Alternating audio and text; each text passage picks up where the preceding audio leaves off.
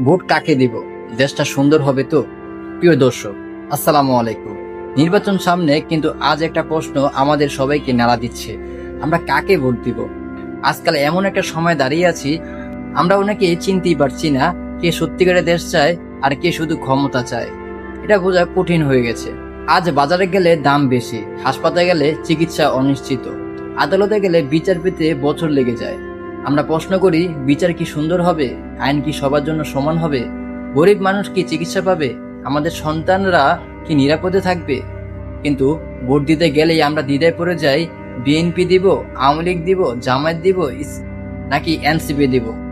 আমি পরিষ্কার করে একটা কথা বলি, আমি কোনো দল করি না, আমি কোনো চেয়ার চাই না, আমি কোনো পোস্ট চাই না।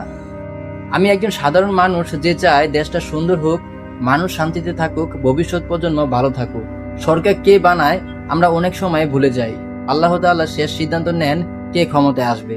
হোক সে বিএনপি, আওয়ামী লীগ, জামায়াত, এনসিপি, যেই আসুক, আমার আপত্তি নেই। আপত্তি আছে এক জায়গায়, দেশটা যেন লুটের মাঠ না হয়।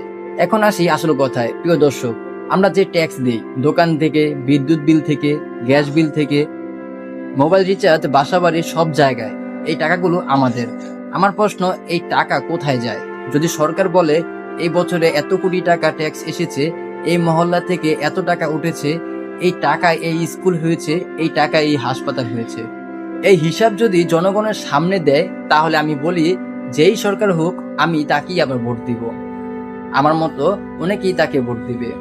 আরেকটা গুরুত্বপূর্ণ কথা, আমাদের ভাইয়েরা প্রবাসে কষ্ট করে যে রেমিটেন্স পাঠায়, ওই টাকাও কার? জনগণের। যদি সেই টাকা বিদেশে পাচার হয়, দুর্নীতিতে ভরে যায়, ব্যক্তিগত সম্পদ বানানো হয়, তাহলে সরকার বদলালেও দেশ বদলাবে না। শেষে আমি একটা কথাই বলবো, আমি কারো বিরুদ্ধে না, আমি কারো পক্ষেও না। আমি শুধু চাই স্বচ্ছ সরকার, জবাবদিহিতা, মানুষের সম্মান, ন্যায় বিচার।